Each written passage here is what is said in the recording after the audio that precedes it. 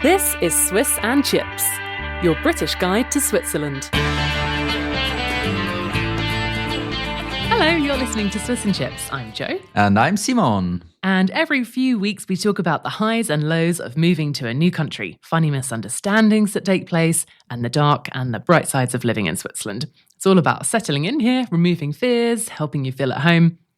And if you haven't yet, you can join our Swiss and Chips community for additional content and member chat as well. Subscribe for free for that on swissandchips.com. So, what's coming up in our episode today? Well, we got a really nice message. We got some listener feedback in the post via email, so we'll be talking about that one. We've got our usual section, Swiss Bytes. And today we're going to be talking about Swiss paradoxes. What does that mean, Simon? Well, paradoxes, it's more surprising things. And the reason for it is because we received a really nice feedback. We talked about this briefly last time, and we said we were going to talk about it this time. It's from Jonathan, and he visited Switzerland, and I asked him in an email conversation, I asked him what he liked and disliked or surprises in Switzerland and what he did and enjoyed. Mm-hmm. And he gave us a really long email. And one point in his email was a Swiss paradox. And this brought us to this new episode. Yes, exactly. We thought that's a really good topic. We'll talk about that today. And of course, we'll have a word for you for learning Swiss German, and we'll have a listener poll at the end. So let's kick off then with this super nice email that we got from Jonathan. We won't read it all because, that's private. No, it's also quite long, but super nice. But the thing that really stood out was basically he came to visit Switzerland, didn't he? And he took one of the tips from one of our earlier episodes, which is where he went for a walk along the Aare. So in case you're coming to visit Switzerland, you could look that episode up and do the same like he did. Yeah, then he writes a little bit about the travel system, the transportation system, how he enjoyed it. And then he said, the biggest dislike for me in a country with a reputation for clean air and healthy residents is all the cigarette smoking. Mm-hmm. And he says you can't enter a building or wait for a train without passing through a cloud. And funnily enough, I thought you mentioned that before, so it's worth to talk about. He says it's a real drag. Ha! Yeah, it's a good one. And one of those paradoxes like queuing. Mm-hmm. Which was another episode, a previous episode, where we said the queuing system in Switzerland is a bit meh. Yeah, more than a bit. Yeah. Should we get into this right now, or do you want to come back to it later in the episode? I think let's dive right into get into this it. topic. All right, good. Yes. So, because I'm ready for this. Here's the thing. He mentioned it in his email, and quite a few people who've come to visit us here have also mentioned it as well. And that is because when you get out of the airport or get out of the train at the train station, it's really the first thing that hits you, the cigarette smoke. And it's weird because people think, you could bottle the air and sell it here. It's so fresh and you're going to be running around in the mountains and so on. But really, like, one of the first impressions you get as a visitor here is smoke in your face. I just wonder, where should people smoke otherwise than when you're on a plane, let's say for a 10-hour flight, you get your luggage, you get out of the building, then you can smoke outside. The smoke is, it's... Where else should they smoke? Drifting in. Well, they've got those smoking rooms in the airport for a start, after you pick up your bags. Yes. But normally the smoking area is somewhere where you're not going to walk through it for a start, because otherwise what's the point in having a smoking area? It's got to be separate from people who don't want to smoke. Otherwise you're just getting secondhand smoke because you just want to leave the building. Yes, but open air. But it's not though, is it? Because it's right there at the entrance. People literally stand in front of the door and smoke. So there's no way to get around it. That's what's different. And point two, I think there are actually a lot of people who smoke in Switzerland. Could it be connected to some kind of I don't know. I really don't know why, to be honest. It would be quite interesting to find out. The cigarette lobby is quite strong in Switzerland for a start. I don't know if there are percentage-wise more people smoking than in other countries. We don't know that, do we? We don't know. We don't know. But it is something that people who are coming here to visit do notice. Yes, it is really surprising. But even if there would be a higher percentage of people smoking in Switzerland, I don't really see a problem with it when people smoke outside, because it's outside in the air. It can't be much cleaner than outside. And where else should they go? You can't really hide them away, can you? Well, People smoking. you could. Not saying put them in a box and close the lid, but I'm saying just move the smoking area to the side so other people who don't want to breathe in smoke don't have to walk through it. That's a big difference. But do you have in the UK smoking areas outside that are on the side? Well, for example, if I'm remembering this correctly, they ban smoking on platforms at railway stations that are also outside in the UK. As well. In Switzerland as well. Mm. And it's just not like that. People aren't standing in such big groups outside train station exits to smoke, like they do in Bern, for example. It's really like a gathering place for smoking and drinking, if we want to get into that. Yes, but the reason is exactly that, I think, because with the smoking, because on the train you're not allowed to, on the platform you're not allowed to, and then you get out of the station and there you're allowed to. You didn't smoke for a while, you come out, then you smoke. Maybe it's also that people are hanging around there. Aren't they just going on their way? Possible. Anyway, so I found it very surprising. Also, another place where you mentioned it before is at the bus stop, for example. Mm-hmm. And I think people are waiting. It's a normal place where you smoke. I'm not a smoker, so we're both not smokers, so we can't really tell. But I would say you smoke when you wait, you're bored, and you have time. You smoke. And when you get into the bus, you can't smoke, so you smoke before. I think that what we might be touching on here is like differences in societal attitudes towards smoking. I think it's less tolerated now in the UK than it used to be. But Switzerland, I think, is still a step back. It's still more whatever. Tolerated here. Yeah. So, for example, here you can stand, it seems, in the bus stop to smoke. Whereas in the UK, I don't think you would do that so much. It's true, it's possible. It's also much less tolerated here than it used to be when I was a child in the 1980s. Many moons ago. No, but it's true. We were recently in the UK and you gave me a book from Watford. Yes. And there was a photograph inside of a child having a chewing gum that looked like a cigarette. Mm-hmm. And I told you, that's the cigarettes that I used to have as a child. Pretend cigarettes. Yeah, pretend cigarettes as a chewing gum. Found it really funny. So we came a long way. We did, yeah. I don't think they exist anymore, probably. Let's go see if we can find. I've never seen them. Anyway, so I thought, it never occurred to me that this is a thing until you told me. And then now we got this email from Jonathan. Mm-hmm. That's very surprising. There you go. I also remember that as a child, it was very weird to know that in the US, it's not allowed outside to smoke in the streets, I think. Right? Isn't it? Surely it is. Are you thinking of drinking? That's why they have to carry, a beer in a brown paper bag. That's even more weird. That's pretty weird. Then it's basically like showing people that you're drinking. I don't know. Look, like I've said before, I don't make the rules and sometimes I also don't understand them. All right. We'd have to get an American on for this, I think. Good. I mean, clearly we don't have much to say. We are just confused. So if anyone listening has anything to add or any other feedback, we are always extremely happy to read or hear from you. So you can always send us an email at hi@swissandchips.com. Or is it hello? Hello. Is it hello? Hello at swissandchips.com. Hello at swissandchips.com. Or you can also send us a voice message and we will play it on the show. But then let's move on because Jonathan had one more point to say, which was, I think, the biggest surprise for him was that we have so many hairdressers. Yeah. And I thought that's true. That is true. It's so true. There's a lot of hairdressers in Switzerland, aren't there? Yes. Again, this is 100% anecdotal. Yes, but I think this is true. And I also wondered that myself. And also the range of hairdresser, what you pay for a hairdresser is an extremely wide range. Is that the same in the UK? Well, I'd say in Switzerland it goes from a lot to a very much a lot. Well, no, in Switzerland you can have as a man or as a short hair. Mm-hmm. I think they divide by gender and not by short or long hair, do they? All of it. All of it. Okay. Yeah. So I don't know if men have to pay more for a long haircut. Let's put it like this. I've got short hair. Yes. If I go to a haircut, it can cost 20 francs or 18. Wow. And goes up to 50, 60, probably more, but I never pay more myself. Yeah, there's a lot of hairdressers. But then it also includes a lot of, massaging and stuff. Massaging and stuff. Yeah.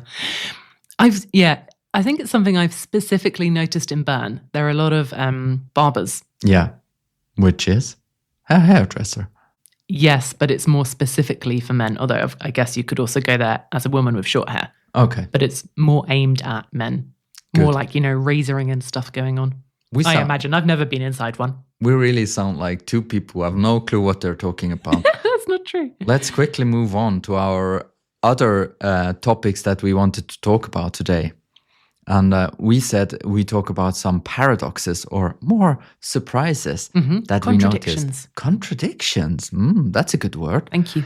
And another thing that I thought when we were recently in the UK and we were in Pret, and I found this HP sauce, a little package of the HP a little sauce. Package, yeah. It was on the table, was it? I don't think we have these in Switzerland, do we? I mean, you can buy it in special shops and stuff, but yeah, HP sauce is not a general table condiment in Switzerland.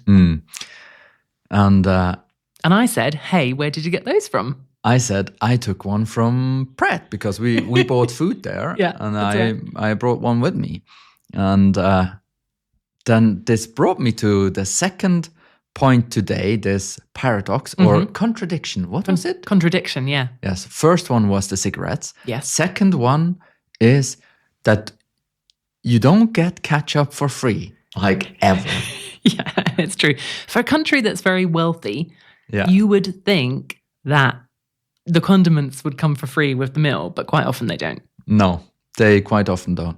Well, like sugar, salt, pepper, so far it's included. But if you this order economy, anything fries could happen.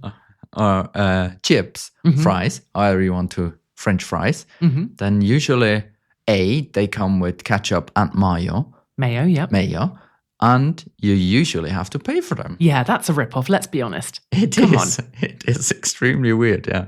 Just build it into the price. It also wasn't always like that, but it started when I was in 1985. Let's put it like this. And went up 5 threepence each year since then. In some places you could still... It was included, but then in skiing regions, they started to charge a little bit, and then it's got, widened, and maybe in a nice restaurant, you don't pay anymore, but quite often you pay now for it. I've got a theory about this. What's been happening, let's say, over the past 20 years or so, this is sort of random time frame that I'm choosing, is that we had things like budget airlines and, budget options in all things that you're going for in life, whether it's like food, shops, holidays, cars, and so on. And then people realized, they could charge you more for added extras. And it expanded into all areas of our life. Special service here, queue, fast track there, ketchup packet here and there. Absolutely true. And everything became an add-on. And suddenly you're paying for a packet of ketchup. It's true. It's true. There you go. Let's move on. Point 3 and last point of today. Also a thing that I thought when we were in the UK, and we were there at the weekend, and then I thought, we planned what we should do every day, and we wanted to go to a bookshop, and I thought, but we shouldn't go on Sunday because it's closed. Incorrect. And then I thought, actually, no, it's probably might be even open on a Sunday.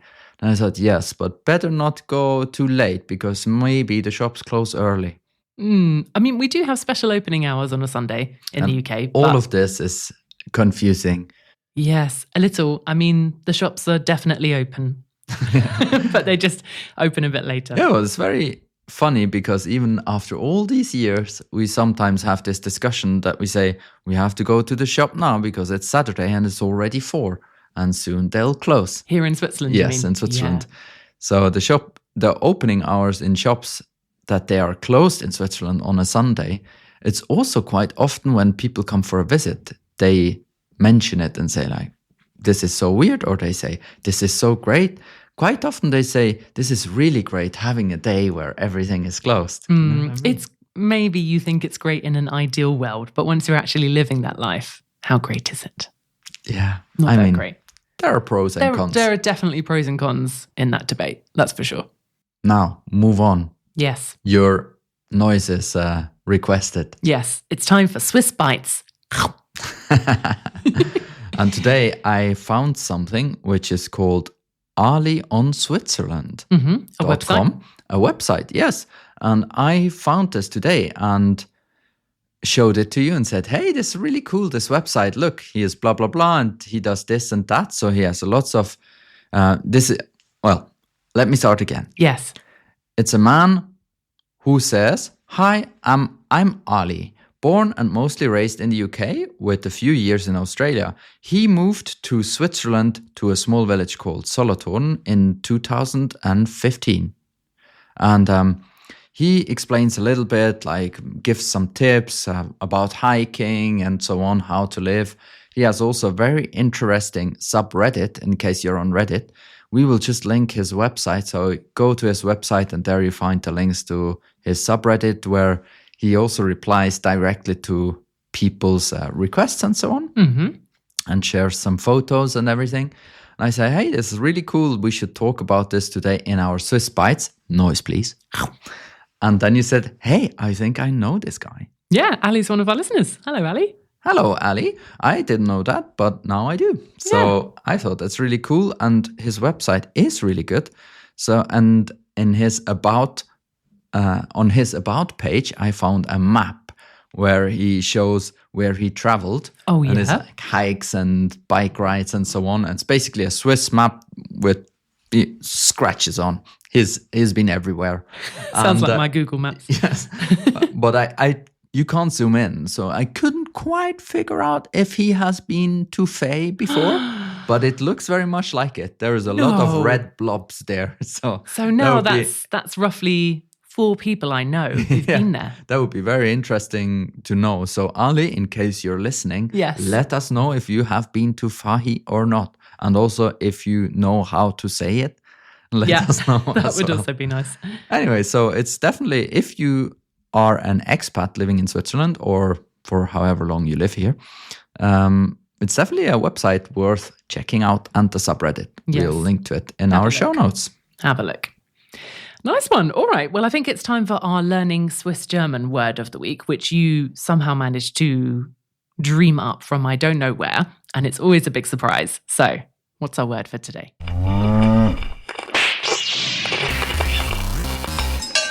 It is Bodäsuri.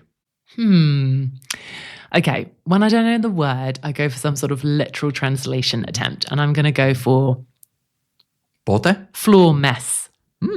Suri? Mess. Suri is more, Bode is floor, correct. Yes. Suri or to sure is a verb, which is Oh, floor buzz. Yes. So it's something on the floor. Hang on. It's a self-moving Hoover. What are they called? A robot Hoover? A robot Hoover. Is it a robot Hoover? No, it's not. What I just did was all the explanation. Is there more needed? It's just a thing on the floor. But usually you would say to something running around on the floor. Let's say a child and running between your legs. And you say you're such a Bodäsuri or something like that. So it's a funny word for something moving quickly around the floor. Something or someone? Someone, usually. Someone who's running around kind of hyperactively. For example, but it needs to be low and on the floor and, Okay. Could you also use it to talk about a dog in that case? Yeah, you could. If it's a very tiny dog, let's say a very low... Like a chihuahua? Yes, and then running around between your legs. You can say that's a Bodäsuri. Wow, okay. I've never heard that before. Yeah, it's also not very often used. Is it like, hey, calm down, you Bodäsuri? Yeah, I'm not sure if you could use it like that. Potentially, I guess. Could you use it to insult someone? Like, you're such a Bodäsuri. As in you're so small and hyperactive, just chill out. Yes, but not to insult because it's a funny word. Okay. A pretend insult. But you could, for example, say if we go ice skating and you fly around always on your tummy, you fall down a lot. On your you could tummy. say, you are such a Bodäsuri. Maybe you could say that. Okay, good. Well, I'm going to look for an opportunity to use this word. I'm not sure it's coming in the next year. It's going to be very difficult. Right, let's move on to our listener poll. Goody. All right. So we wanted to find out a little bit more about you in our listener poll this time. So we are wondering, how long have you been living in Switzerland for? And you can say, you're not in Switzerland and you don't plan to move. Fair enough, your loss. Not in Switzerland, but you are planning to move. Less than 5 years, more than 5 years. Let us know. Yes, and we were very curious because I thought it would be for everyone interesting to know who everyone else is, to get a little bit of who is this group. Yeah, a of sense people. of our listenership. Exactly. Yes, that's very well expressed. Thank you, Bodäsuri.